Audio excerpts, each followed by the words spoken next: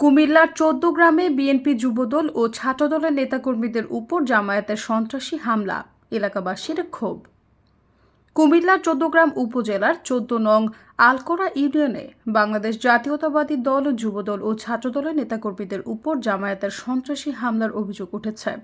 এই ঘটনাটি আজ ১৭ মার্চ ২০২৫ তারিখে সন্ধ্যা ৭টার দিকে ঘটেছে বলে জানা গেছে।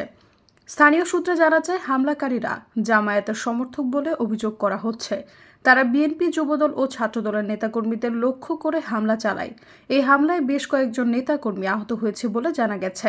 ঘটনাস্থলে উত্তেজনা ছড়িয়ে পড়ে এবং এলাকাবাসী ঘটনায় ব্যাপক ক্ষোভ প্রকাশ করেছেন। এলাকাবাসী প্রশাসনের দৃষ্টি আকর্ষণ করে দ্রুত এই সন্ত্রাসী হামলার সাথে জড়িতদের আইনের আওতায় আনার দাবি জানিয়েছেন। তারা বলেছেন, রাজনৈতিক সহিংসতা বন্ধ করতে এবং শান্তিপূর্ণ পরিবেশ বজায় রাখতে প্রশাসনকে কঠোর পদক্ষেপ নেওয়া উচিত। স্থানীয় বাসিন্দারা জানান, এই ধরনের হামলা শুধু রাজনৈতিক স্থিতিশীলতাই নষ্ট করে না, সাধারণ মানুষের জীবনকেও নেতিবাচক প্রভাবে ফেলে।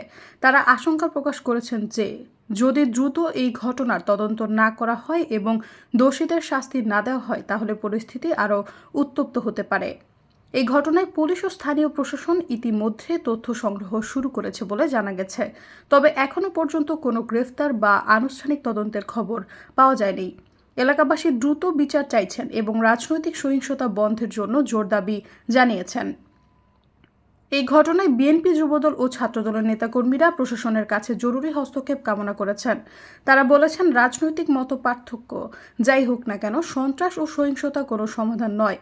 এই ঘটনায় দ্রুত ন্যায় বিচার নিশ্চিত করার জন্য প্রশাসনের প্রতি আহ্বান জানানো হয়েছে।